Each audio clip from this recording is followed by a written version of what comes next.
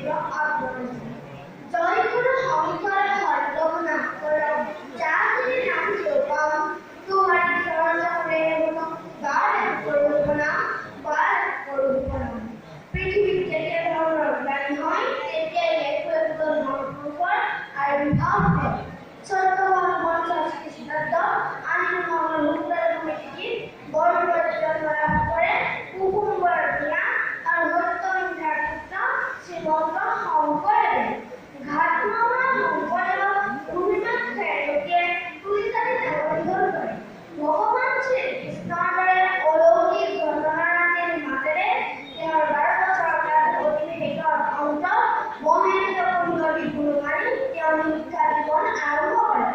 তীক্ষ্ণমতি ছাত্ৰ শ্ৰীমন্ত শংকৰদেৱে কম দিনৰ ভিতৰতে সৰসিংহবিহীন কৰতল কমলে নামৰ কবিতাটি ৰচনা কৰে।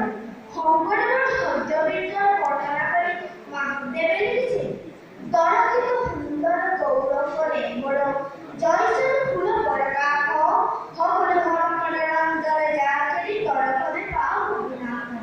বহুতো ভাতৃকতাৰ মাজেদি তেওঁ সাংসাৰিক জীৱন অতিবাহিত হৈছিল।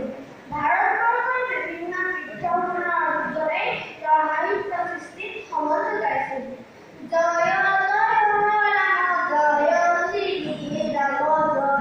সনাতন হৰি হে। তীৰ্থভ্ৰমণ কালত শংকৰদেৱৰ এই নীতিয়ে ভগত বৈষ্ণৱসকলৰ মন প্ৰফুল্লিত কৰি তুলিছিল। একদেৱতাৰ উপাসনা আৰু ভাগৱতী ধৰ্ম প্ৰচাৰ কৰি তেওঁ অসমীয়া নতুন নৱজাগৰণৰ সৃষ্টি কৰিছিল। মহান উত্তম গাৰো গোবিন্দ আৰু মুছলমানৰ ঠাণ্ডা সাহিত্য ৰচনা কৰি গুৰুজনাই জাতি ধৰ্মৰ ভেদাভেদ দূৰ কৰি একতাৰ দোলেৰে পৰম সম্প্ৰসাৰ প্ৰয়াস কৰিছিল। মণিকাঞ্চন মাধৱদেৱক কৈছিল, গছৰ ডালে পাতে পানী দিয়াতকৈ গুলি দিয়াই শ্ৰেয়। তেওঁ কেইবাখনো ধৰ্মীয় গ্ৰন্থ আৰু নাট ৰচনা কৰিছিল। চিহ্ন যাত্ৰা